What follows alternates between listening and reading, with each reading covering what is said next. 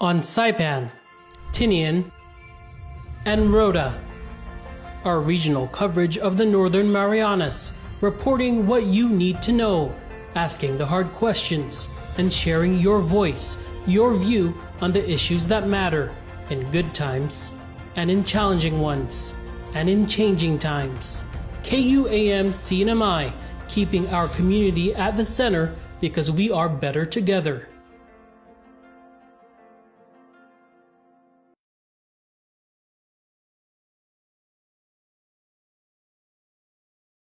Do you want to talk about?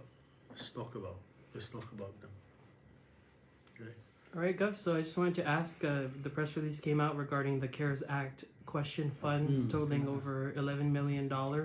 Of course, you've given your statement, but I think what a lot of people are concerned about, and something that Secretary of Finance said, is our ability to pay it back, and then the risk it now poses for future awards. So can you just address those two Yes, things? there's a lot of those implications, obviously. That's one of them. Obviously, we're going to try our best to get those documentation that's required.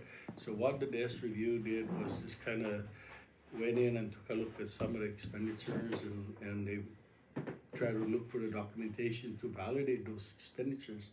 And I think there was a failure with at the time with our Department of Finance to provide those documents and documentations. And in fact, I understand it from some of the communications that they asked them for it and they just kind of ignored them. And that's pretty freaking ridiculous. That's pretty bad on our part, right? So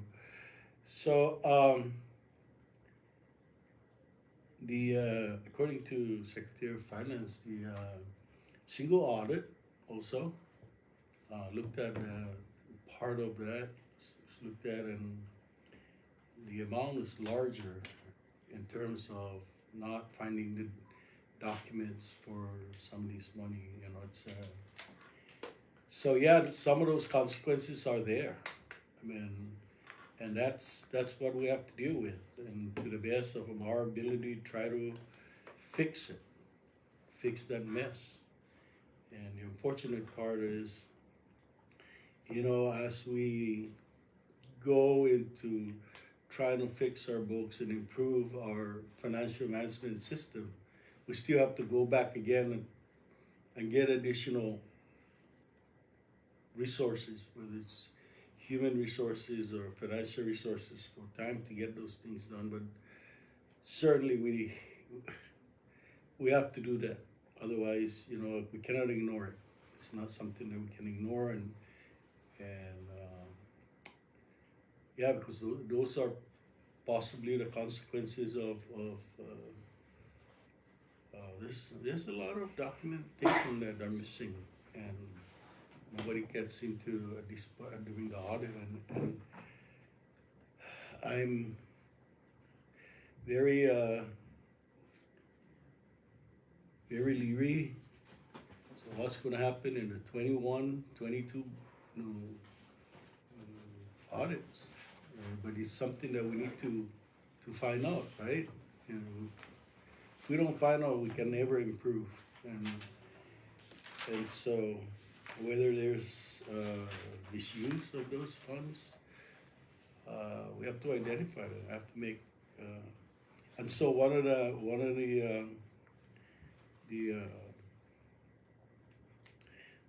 the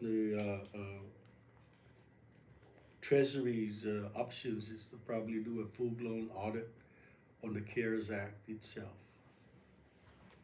And you know, and I don't mind having that done, because I asked also that we need to know what happened, if there was any, because those are a lot of money. We're close, and the CNMI was basically closed down, and we provided a substantial amount of money for COVID expenses during, and even operational funds. while we're closed down, where our economy's closed down and revenue it's not coming in, you know, just to help us survive. And it's unfortunate that this is where we're at. But I think a lot of you have a funny feeling, had that feeling that, you know, there was just so many questions out there regarding the amounts of resources that were provided to us. And the ARPA is going to be another issue. The CDO loan, we got the CDO loan right at the beginning of the pandemic. That was supposed to help with recovery from YouTube, and even allowed us for operational funding. I really hope that we can account for it. And so, Governor, the memo of the desk review lists the bulk of it are contracts greater than 50,000. They'd say 18 transactions, all had exceptions. So, you were Lieutenant Governor at the time. I know we've discussed before how you were iced out of the administration, but do you have any idea of what these major contracts would have been for? No, I really didn't. I was completely taken out of the loop. I mean, I wish I could answer that question, but that's the fact of life. And, you know, believe me, even the janitor downstairs was reluctant to talk to me. That's how crazy it was, because they were afraid of getting disciplinary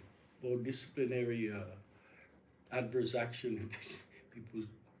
People see them talking to me. So that's how isolated I was. So, you know, I think I've shared this story. I walked in, you know, this was before things got really bad, and I walked in on a meeting, COVID task force, and I said, "What's up?" And they were kind of surprised that I walked in on a meeting, and I said, I hope you guys are doing the right thing with these federal funds, because we have to account for them, and that's the reality of things. I trusted that you would do that, because we have to account for it. And, you know, those are the possible consequences that we have to, and I hope that it's not going to be, the sanction not going to be bad, and I hope that we can find and those records and account for those funding.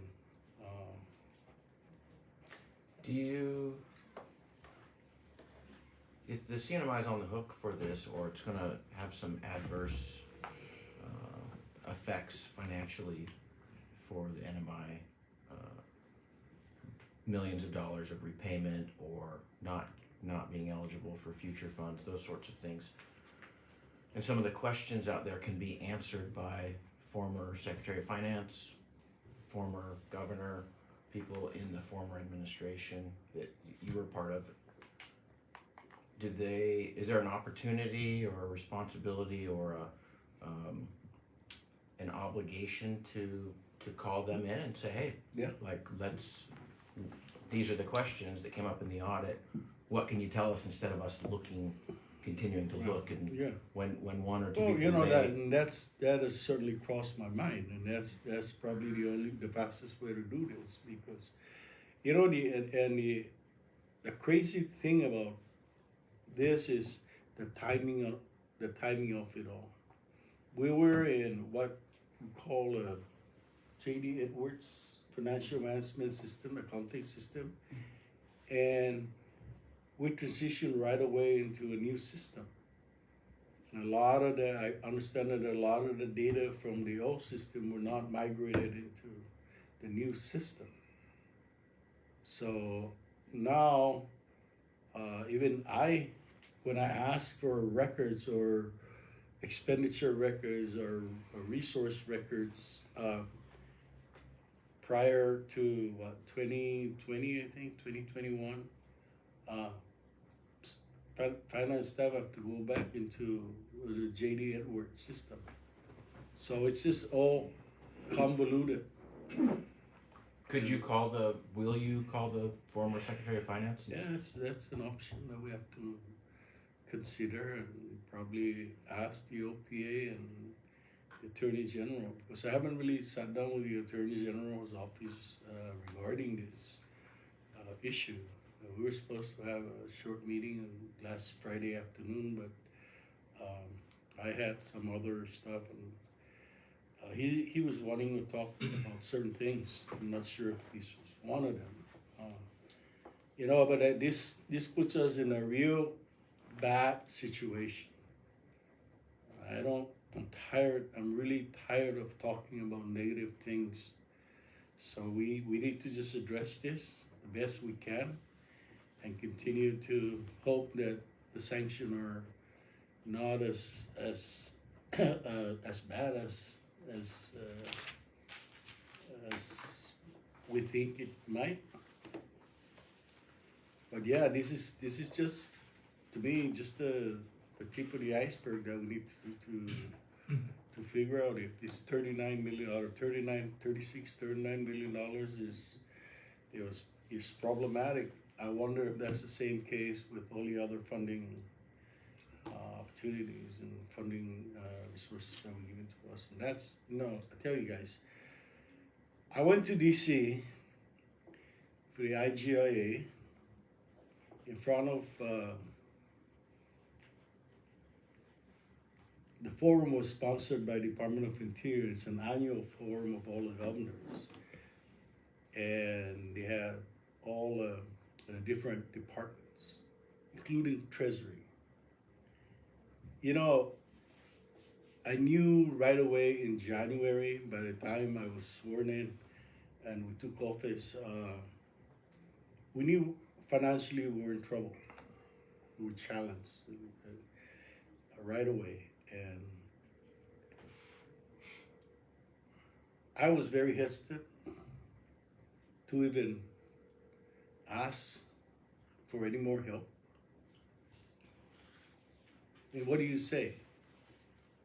We just went through $600 million. We need another $200 million. So I just basically focus in on saying that this is where we're at. We need your help. We need technical. We need financial to do the audits and to fix the financial management system that we have. And that's what, OIA came in and helped us with some of the technical assistance funds. And I also asked for forensic. And that would probably come fairly soon. They're looking into how to source that and find the experts that can do that. Take a look at not just the CARES Act, but also the CDL and also the ARPA. And Interior had given us $1.6 million for financial management system, and that's to go through the whole financial management system that we have and where we're coming out short and where the gaps are and what we need to do. So it's basically, let's think about it. If you can't even document what you spend at least $11 million on, that's a big problem. That's an institutional problem that we have to fix in our government. Go on the budget side of the thing. There is 9.8 million reimbursement that Kilili announced for FEMA reimbursement. Any share us plan or how could you utilize the Well, I know for a fact that we were also,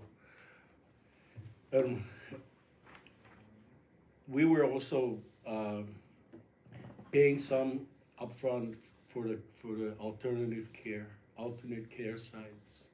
So those funding would be either some of it would that we didn't fully pay, we'll pay for the alternate site, but I specifically asked finance, okay, so how much have we paid the alternate site in Kanoa over that period?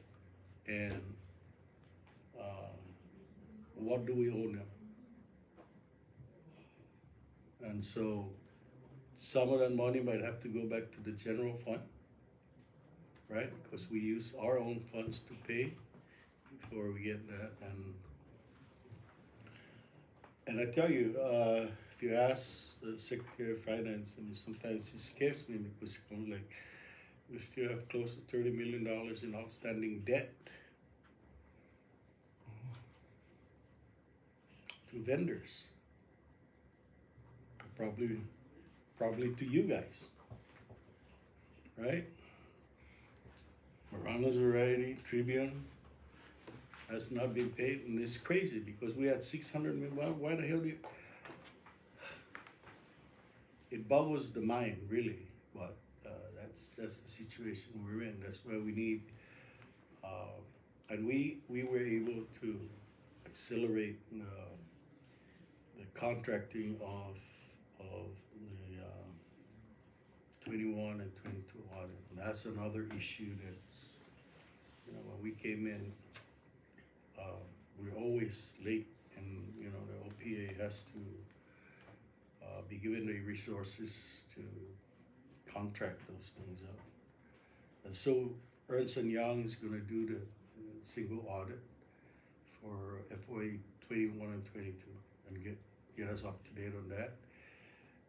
What those audits are going to review is something that's going to be we look forward to finding out. Are you aware if the FBI is already looking into this question cost? No, to be quite honest with you, no, they haven't shared anything. But given the fact that this is Treasury, I wouldn't be surprised if they have a much more targeted review of it. I'm not sure if it's the FBI or the Department of Treasury. U.S. Department of Treasury might have a much more detailed review and audit of it. And Gov, I just wanted to shift a little bit to another issue that we found out about, which is the 9 missing firearms from DLNR. Mm-hmm. Given you were previously Secretary of DLNR, interested in your comment given this issue. So, can we just get your comment on how 9 could go missing and what? It shouldn't happen. It really shouldn't happen. That's the reason why they bought a safe. There's a gun safe. That gun safe should have only one. As far as I'm concerned, only one individual should have the key to that safe, and nobody should have access. And it should have a accounting. When I was there, I was really leery that people would check in and out, and I was looking at the SOPs. They didn't really have a SOP to it. And so I reached out to DPS at the time and I said, we need to talk, because personally I think we should just put the safe at DPS, at the DPS armory. And if you're a conservation officer and you're coming on you go straight to DPS and check out your gun, your firearm, and be accountable to that, right? They issue you back. It is a much more robust standard operating procedure. That's it shouldn't be. We can't continue to operate that way and not be accounting for those weapons and firearms and. So, to your knowledge, did they adopt that process, the SOPs that you proposed? I'm not sure. I know that I talked to the director of Fish and Wildlife to address that when I was at DLNR. Soon thereafter, it was a very brief stint for me when I went back to. Actually, I went back to Fish and Wildlife and I grabbed all the keys. I said, I want the keys. And I just left them in my drawer. So who's going to be held? Is anyone going to be held accountable after the investigation? Well, It's been going on for 3 months now. Somebody needs to be. I mean, we hope that the investigation will reveal who's responsible, and that's a lot of firearms to be missing. To tell you the truth, when I was there, I always had the reservation. Firearms, and when I was there originally, they never had firearms. They didn't have firearms. SEALs did it. It was much later after I exited that they, petitioned and changed the law that they're law enforcement, and therefore, So yeah, it's under investigation, and I hope to find out what happened, who's responsible for that. Have you been briefed on it at all? Like, do you know if it was from the last 2 years or 5 years or 10 years, and have they had any kind of count? That's something that's still being looked at, and Sylvan is fairly new. He was there prior, and then exited Fish and Wildlife, and then he just recently returned back after 8-10 years probably. So that was when the firearms were just started to be issued to Fish and Wildlife. But yeah, we hope the investigation will shed light on it. And the acting public auditor, Dora De Leon Guerrero, told KUAM, OPA's survey included all law enforcement agencies and departments. KUAM asked, will the results of the survey be made public? Dora's response is, no, it won't be. Should those surveys be made public? It should be. I mean, it's public already. The Fish and Wildlife's got 8 missing, right? I don't know what the purpose of that. It's just for accountability purpose. But if there's some missing, then I like to know. Have you been told about any others that are missing? No, Sylvan was the one that alerted me about it. Back to the desk audit, why is not released publicly? The desk audit regarding the question cost, why it's not publicly released? No, that's Treasury. It's U.S. Yes, Treasury actually. It's You're not allowed to release it. I think they're gonna release it on their website. Okay. So Federal Register. I think it's in their on their website, USTreasury.gov, I think. So, Because I know OPE always release audits. This letter came directly to the Secretary of Finance, and it was a 2-pager about it, and that was the extent of what we have. But I understand they're going to be released. I think they released it already on their website. It's on their website. Yeah, in the meantime,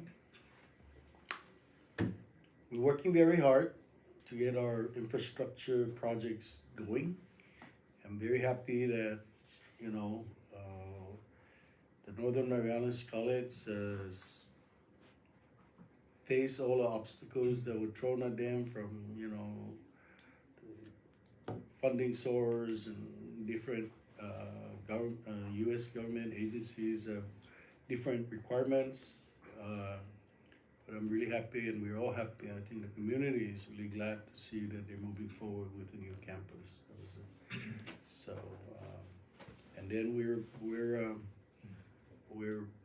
we had a really robust meeting with all the EDA funded projects, almost $93 million, and EPA that is in the executive branch.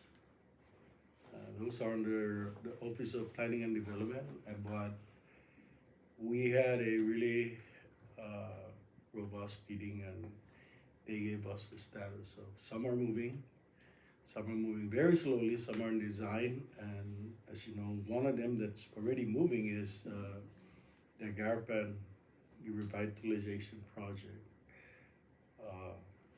You know, also within that area, there's also a CUC sewer line project. So CUC is moving on with their infrastructure, and we look forward to getting all these things done.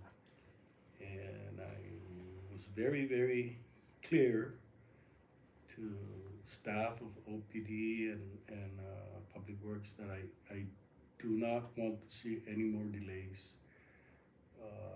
If you can't do it, then you know you need to step aside and we'll find somebody that can do this and accelerate the progress. We certainly cannot sit back anymore. If we delay projects that works against us with federal funding, you know, we need new roads. But until we finish those roads that we have right now, Federal Highway is not gonna come forward and tell us we're gonna give you another $100 million to fix all the roads in the Commonwealth. You can't even fix a mile. But I'm happy that this road is moving, albeit a little bit inconvenient, to tell you the truth. But that in itself is close to a $30 million project. So we're moving along on that. I think Route 36 should be finished, the phase 2. And I'm glad to say that our congressman has been able to get additional appropriation for the different phase for pavement. So that's really good news. We're working hard to make sure that these things continue to happen at an almost accelerated rate or not be delayed. I've asked the Lieutenant Governor to be the one to bird dog the solid waste projects. That's a $56 million project that's been EPA funded, that's been there. It's called a SADRA grant. Kilili was able to put some language in congressional appropriations bill to give us those funds. And we're kind of lagging behind, to tell you the truth. And we had a very honest, straight up, cut the nonsense, cut the BS, and say, you know, these things gotta move. And there are some things that were not being done, were not being looked at, were not being followed up, and it caused some delays. And we cannot continue this delay because the impact of that is the cost of this construction continue to rise. It keeps going up. And but those are bright spots. And we're working very hard to do that. I'm also glad that we're seeing quite an improvement in the arrivals of the Korean market. Japan actually is slow. It's we're ahead of where we were last year. That's for sure. We want to continue to do that, and I hope MVA, concentrates and take a look at the Japan market and not pay attention also to the Korean market, because it's fairly bullish right now. They're going out, and so we're very, very optimistic that things will begin. We'll start seeing a lot of improvement in our economic activities. Talking about the Garapan area, I know you've talked to the construction manager down there on the delays, because sale was supposed to be done in March, and then it was supposed to be partially paved by the I end. think they're looking at October. What's the plan for the parking meters? Those were installed in 2003 or 4. They've never been turned on. They're confusing to tourists, because when you park next to a parking meter, they're used to. you think you have to put money in. So Well, it's I recall the issue with that is regulatory. Nobody wanted to own up to it and be responsible for it, whether it's DPS, whether it's Public Works, or whoever.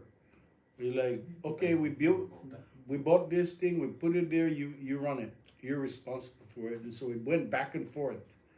And I recall that issue. It was never, it just continued, and people just not paid attention to it.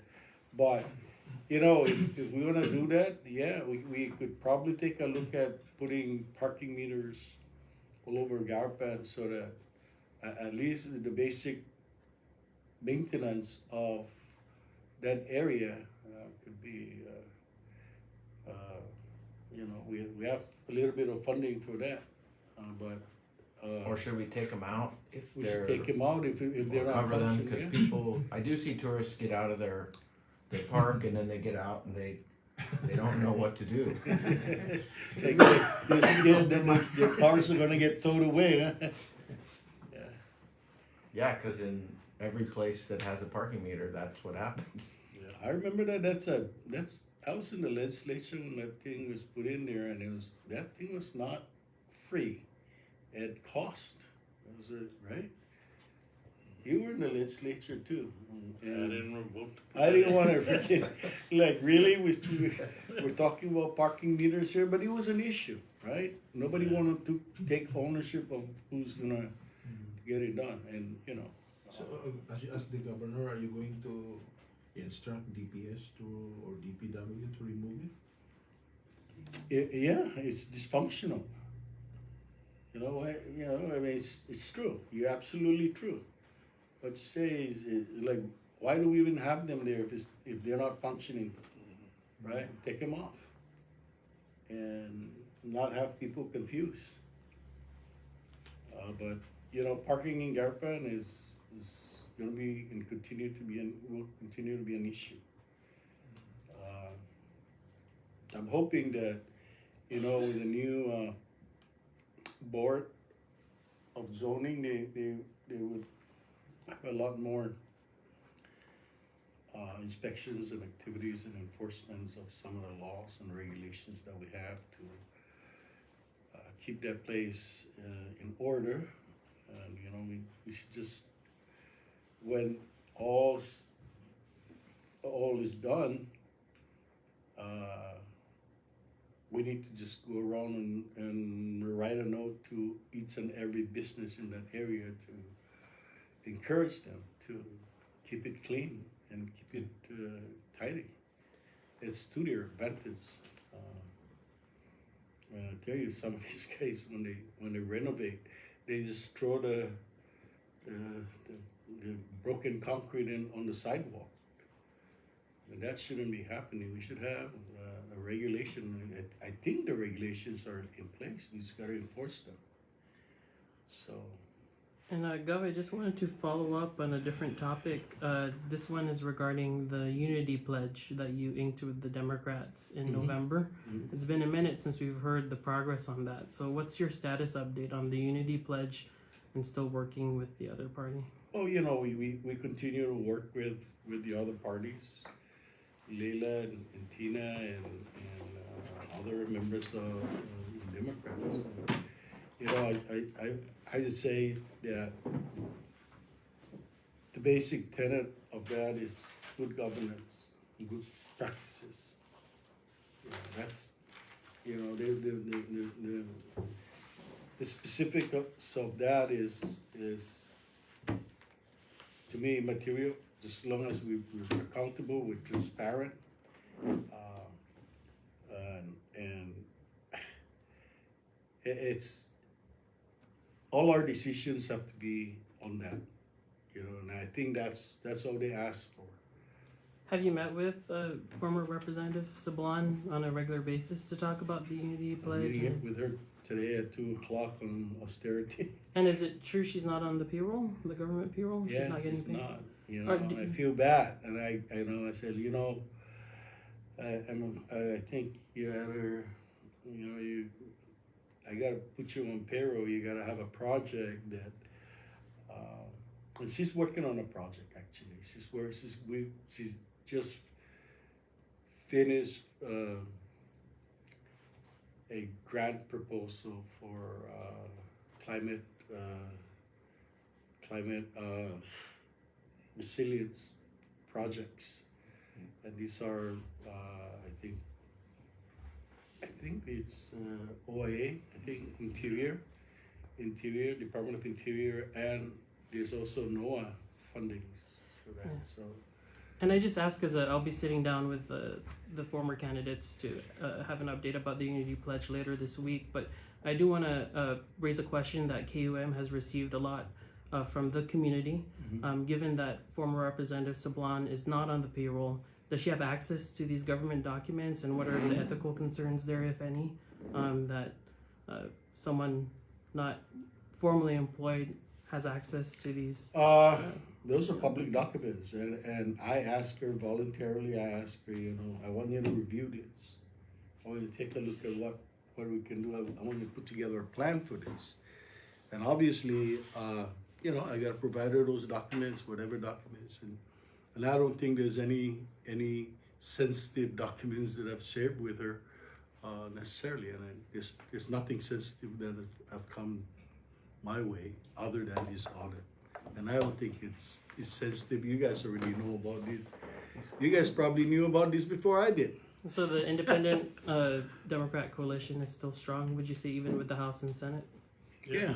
Well, you know, I mean, the Senate is a different animal. I mean, and you know, obviously, there's a sensitivity to that, and I don't want to interject myself into those some of the issues that are boiling over in the Senate. You know, I try to not necessarily stay away from it, but not to be overbearing to tell them what to do as legislatures, because I was in that position, and albeit the governor will give me a call and say, you know, can we take a look at this and encourage your colleagues to give it a support. I also do that. I've talked to the Senate President herself, the Vice President, floor leader, the renegade members, whoever they are. You know, I have. I've always been. Both of us have always been in very accommodating, very understanding, very respectful and courteous. We understand. We've been there, and I'm not gonna.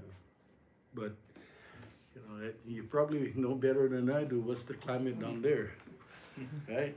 Uh, Ready? Gov, have you identified potential commerce, new secretary? Yeah, I've already been thinking about that. But soon, probably you may announce it soon. No? Yeah, you know, there's just a lot of things on our plates, and you know that. I mean, and sometimes, you know, one of the things that sometimes delay all these things is the urgency of the issues that we have on, and that's the fiscal. That's the fiscal, is everything is the economics right now. And it's been challenging, guys. Governor, regarding the MPLT 20 million line of credit, MPLT wrote a letter to you asking or requesting to have a working plan. Do Mhm. you have already a working plan? Pretty much, we got a draft. So we had a short meeting last Friday with finance and our CIP and OPD people and MPLT, their executive director and two of the members to go through their requests. We pretty much have all those things already set up. It's already been drafted. I should be getting a copy of the draft to review. And I think when we were done with that meeting, I think we understood where we are at. And Who is heading your working plan? Hmm? Who is leading your working plan? Liz Palahaja. She's now heading, you know, the Office of Planning and Development, where a lot of these EDA funds are, and the Secretary of Finance and some folks from OMB. And Sorry, we can just do one more question from each other. Please. it's okay. The House bill does not include your proposal to increase BJRT. What's your take? Major what? Does not include your proposal to increase BJRT. As long as it's balanced. You know what I mean? Yeah. If they decide that this is an option that they would rather have, that's certainly a legislative prerogative. I proposed that budget. That was my proposal to come up with a balanced budget to minimize the expenditure, the cuts and you know, it would have been real easy. I mean, but then there would have been a lot of impacts on people's life. 64 hours rather than 72. Cut the coverage, the insurance coverage for employees.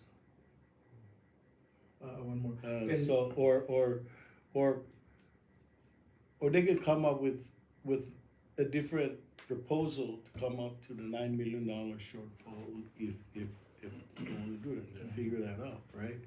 Cut some of the expenses, not fund certain programs, or a combination of revenue generating fees or proposals versus proposals to do without certain things over the next fiscal year until things get better.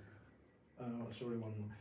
Lieutenant Governor, what's your reaction when you learn about the 11 million question cost? And can you also give us a statement regarding this ongoing road projects? I know that's very important. That shouldn't be the case if we follow the proper procurement process, you know. Everybody else have to go through the procurement process in order for you to spend government money. There's no excuse for that. And we're still looking for help as far as the forensic audit. That's what we're looking forward to. So I'm sure that there's gonna be more. It's not gonna be a surprise. You know, besides ARPA issue and the COVID issue, there's gonna be more. So we're waiting for that assistance for the forensic auditors to come in and help us out. So it's not a surprise. If everybody would have followed the proper procedure, you know, that's why we have management system in finance, you know. We were working with JD Edwards, still doing good with that. I don't know why we switched over to a very expensive computer system. Now we're still confused with that system. So that's one of the things, you know, I'm really disappointed when that thing came up. And second one, are you happy with all these road projects? I'm very Progressing? happy, I'm glad that we're moving forward. There's still a lot of projects that we need to do here. On the island of Saipan and Rhoda also, and Otinian is almost finished with the CVs down there helping out.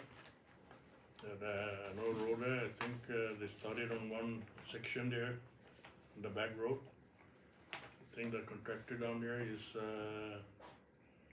Finally moving, huh? no, what do you call that? Revitalization. It's an old contractor that started that, but because of quarry materials and all that equipment issue, you know, was put on hold. So I think they started working on the road also. But we're looking forward to a lot of projects. Well, you know, one of the things that we both did when we first came in was to look at the status of where all these projects are and what's the hold up. Where's the problem? And so we trying to push that and help resolve that. You know, NMHC also has a lot of funding for infrastructure. They're paying for part of the beach road. They're paying for some of the roads in Tinian, as well as some projects in Rhoda, housing projects for individual homes. Is ongoing. We met with them last week, right? Yeah. I would told them, this is not acceptable. Just kind of sit back, push this through, push it through, get it going, get your. I don't want just a report. I don't want just a report. Tell me how many homes, how many families, family homes have you started, and why is this not rolling out? And I think that they're over that hurdle. A lot of it is the same with the individual homes, the emergency homes with FEMA. You know, land documents and ownership. Those are required, and you know, permitting issue also. And so we basically called in Mr. Igisomar and DLNR and Fish and Wildlife says, you guys cannot continue to hold these up. People's lives are at stake. People have worked hard to put together the documents and apply, so let's roll these up. That's not to say that we're going to ignore and violate any regulatory requirements, but we need to find out how we can address it, and not just sit there and let our people, you know, that can hardly navigate things, you know, get bogged down with it. So yeah, our permitting agencies are pretty much moving. We told NMHC we need to see some homes in the ground already. We want to see them built. Let's not continue to talk about this. And this was not, you know, the first time we told them. We're getting there. We're getting there, guys. I'm calling them in. I said, I talked to you about this 3 months ago. Where are you? And some are moving forward, and some are kind of, you know, lagging behind. So we gotta continue to push them forward. And you know, and if there's anything and any concern that you have, also as private citizens and or as part of your job, man, let us know. Governor, with last week, the Chinese government approved the CNMI for group tourism as a slate of countries it was included in. What is your current position on Chinese Well, tourism? my current position is still the same. We cannot continue to be reliant. If they come, that's great. I'm glad that the Chinese government opened up the U.S., United Kingdom, Australia, the CNMI, and all that. But you got to remember, those are also under what, visa, right?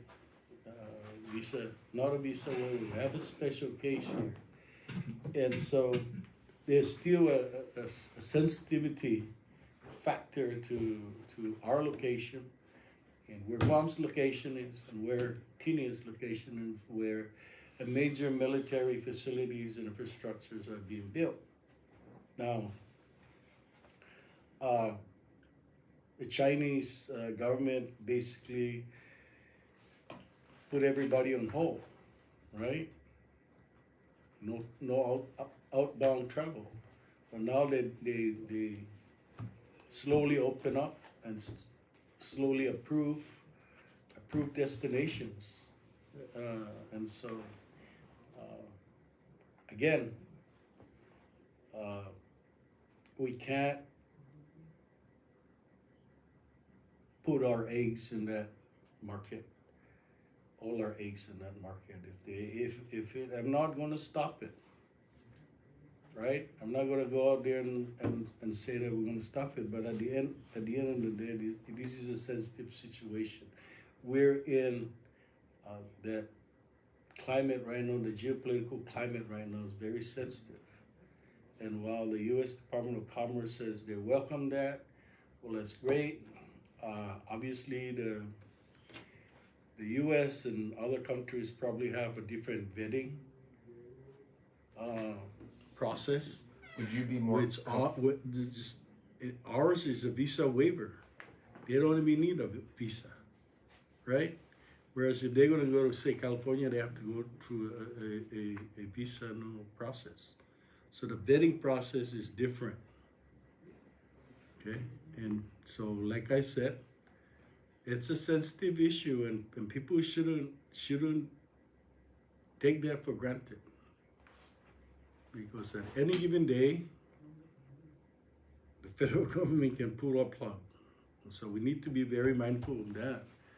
And so those folks that bring in the tourists, make sure that they're accounted for when they come in and accounted for when they leave.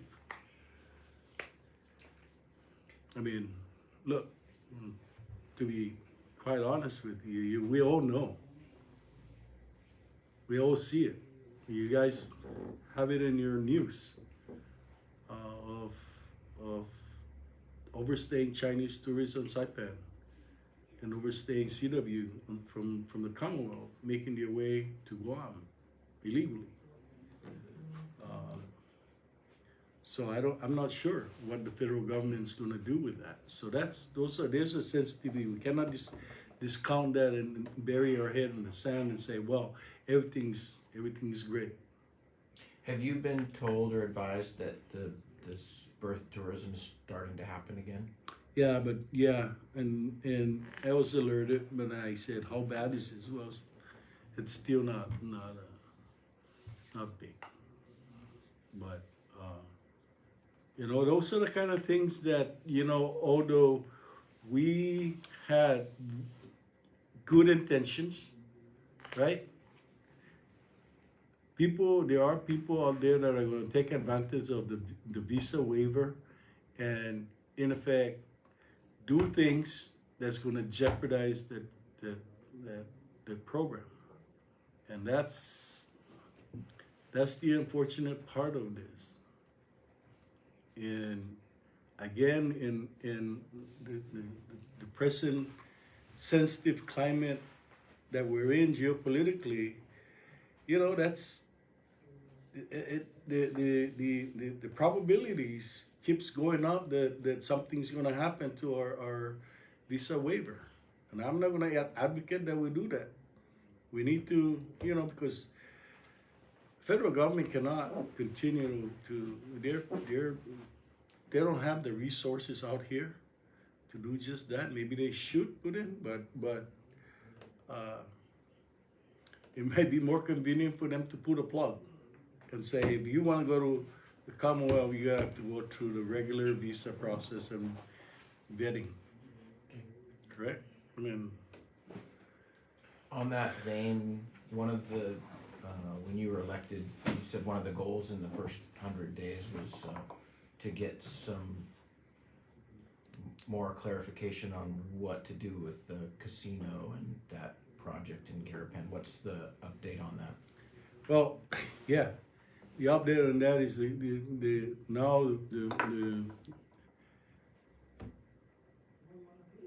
the Court of Appeals has said you don't need to go through this arbitration stuff, and so it's in the district court now. I mean, and so I was talking to the agent, that was one of the issues that I was gonna discuss with him today. Because there's a lot of different overtures and different companies saying, well, we can come in and help. Like, well, how are you gonna do that? You know, but we don't wanna get ahead of ourselves because there's still litigations, correct? And as much as I want to see that casino either done or do something about it, that's where we're at. I mean, there's no bond that would pay for knocking it down, but Yeah. could the landfill even accommodate the, if it The was? concrete structure. Yeah, what are the options when you look forward to the next 5 or 10 years? Cause We need to figure out whether there's a developer that can finish that building. And whether those developers will come and ask for a casino license or turn it into just a hotel and something functional for our tourism industry and for this Commonwealth. Some people are saying, you know what, you should just go and take it over and turn the casino into a convention center. any idea, there's been people that have said that the structure is probably That's another thing that we need to have. not salvageable. Yeah. Do we have the expertise at DPW No. or to No. determine No. if that We're building probably is? gonna have to pay again. You know, we're gonna have to pay. Has the There company? There are companies from the Asian region that have expressed interest. Take a look at that. But again, the hurdle right now is the legal part. Until such time that, because the AG's already filed this thing in court with the Casino Commission to pull the exclusive license. Till that thing is resolved, we can't really move forward unless somebody comes in. And they are paying their land lease To DPL? to DPL, yes. So, Have they come in and said, have they come in and asked for a meeting on the obligations that they owe? Are they making overtures to try and, because the casino commissioner, the last casino commission hearing said that they had received some word from the company that they wanted to keep the license and keep the Yeah. project. well, we've gone down that road. They have with the Casino Commission. And the Casino Commission should accept the fact that they continue to go down this road. Now, if I were them, I said, okay, you make this offer, this is what you owe us. This is what you owe the commission, this is what you owe in taxes. Right? And because that's why we're in court. That's why we're ready to pull that thing. And then what are you going to do to finish that? Give me a plan. And how are you going to finance this? And there's been overtures, like I said. But, the AG's office also looking at the lawsuit that's in court. And we need to address that issue. It's a disappointment, really, of huge magnitude. But the first thing we need to do is tell Public Works to figure out how to get them to bring down the crane. We actually instructed Secretary of DPW to get that thing figured out and have them pay for it.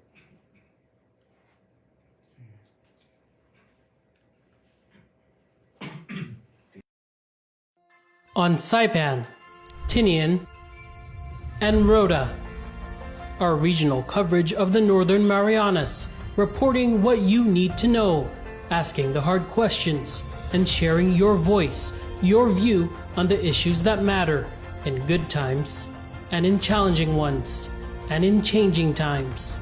KUAM CNMI, keeping our community at the center because we are better together.